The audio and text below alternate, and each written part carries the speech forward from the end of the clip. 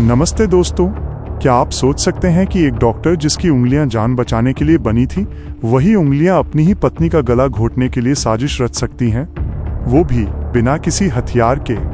आज की कहानी बैंगलोर के पॉश इलाके मराठहल्ली की है, जहां एक ब्रिलियंट सर्जन ने अपनी मेडिकल नॉलेज का इस्तेमाल करके एक ऐसा मर्डर प्लान किया जिसे पकड़ पाना नामुमकिन था। लेकिन कहते हैं ना, कातिल चाहे कितना भी शातिर क्यों ना हो, एक छोटी सी गलती उसे सलाखों के पीछे ले ही आती है। चलिए जानते हैं डॉक्टर कृतिका रेड्डी के मर्डर की वो पूरी सच्चाई जो आपकी रूह कंपा देगी।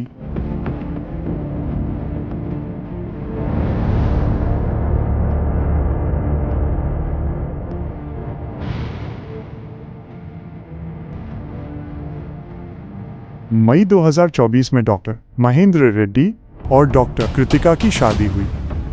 दोनों कामयाब डॉक्टर्स थे, लेकिन इस शादी के पीछे प्यार नहीं, महेंद्र का लालच छुपा था। महेंद्र को अपना एक आलीशान प्राइवेट हॉस्पिटल खोलना था, जिसके लिए उसने कृतिका के पिता से 5 करोड़ रुपए की मांग की थी।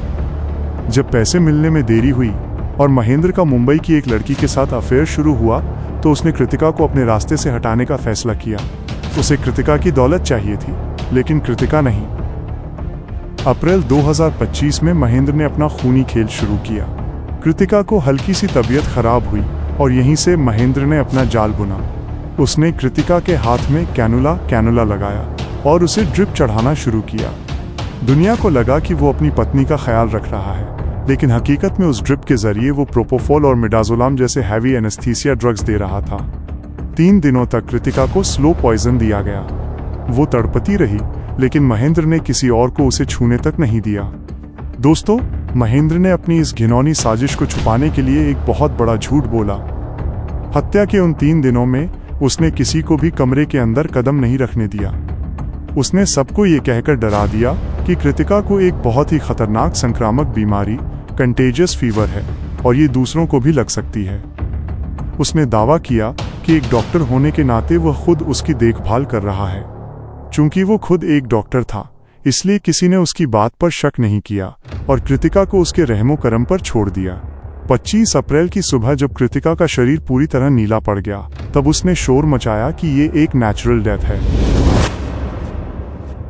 मर्डर तो परफेक्ट था, लेकिन महेंद्र एक बात भूल गया। कृतिका की बहन डॉक्टर निकिता भी एक डॉक्टर थी। निकिता को अपनी बहन के शरीर पर लगे सुइयों के निशान और महेंद्र के अजीब बर्ताव पर शक हुआ। महेंद्र पोस्टमार्टम रोकने की पूरी कोशिश करता रहा, यहाँ तक कि उसने रोने का नाटक भी किया।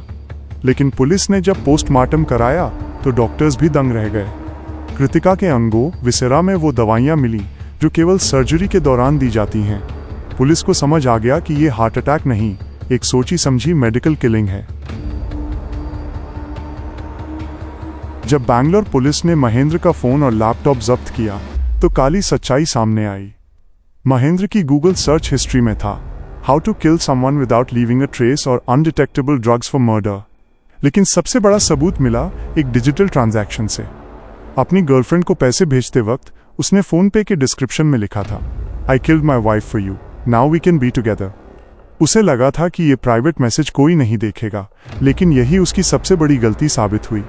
जांच में ये भी पता चला कि महेंद्र ने कत्ल के लिए इस्तेमाल की गई दवाएं उसी अस्पताल के ऑपरेशन थिएटर से चुराई थीं जहां वो काम करता था।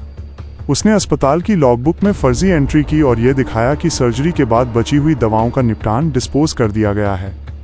लेकिन हकीकत में वो उन दवाओं को घर लाकर अपनी पत्नी को तिल तिल मारने के लिए इस्तेमाल कर रहा था। पुलिस ने जब अस्पताल के रिकॉर्ड चेक किए तो उसकी ये चोरी पकड़ी गई और यही उसके खिलाफ सबसे बड़ा सबूत बना।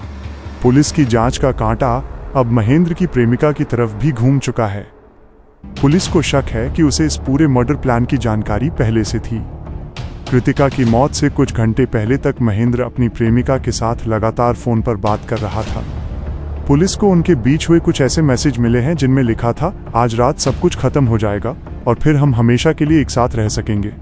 ये चैट्स और मैसेज साबित करते हैं कि ये मर्डर एक सोची समझी साजिश का हिस्सा था। गिरफ्तारी से बचने के लिए महेंद्र उडुपी और मणिपाल के जंगलों में भागता रहा। वो पुलिस को चकमा देने के लिए अपनी गाड़ी छोड़कर बसों में सफर कर रहा था।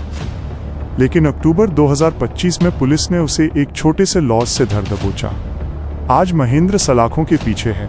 ये केस हमें सिखाता है कि चाहे आप कितने भी पढ़े लिखे क्यों न हो, कानून के हाथ आपके दिमाग से ज़्यादा लंबे होते हैं। क्या आपको लगता है कि इस किलर डॉक्टर को फांसी की सज़ा मिलनी चाहिए? अपनी राय कमेंट्स में ज़रूर बताएं। आपका हर एक लाइक और सब्सक्राइब मुझे अगला वीडियो बनाने के लिए बहुत उत्साह देता है। अगर वीडियो पसंद आए तो कृपया सपोर्ट करें।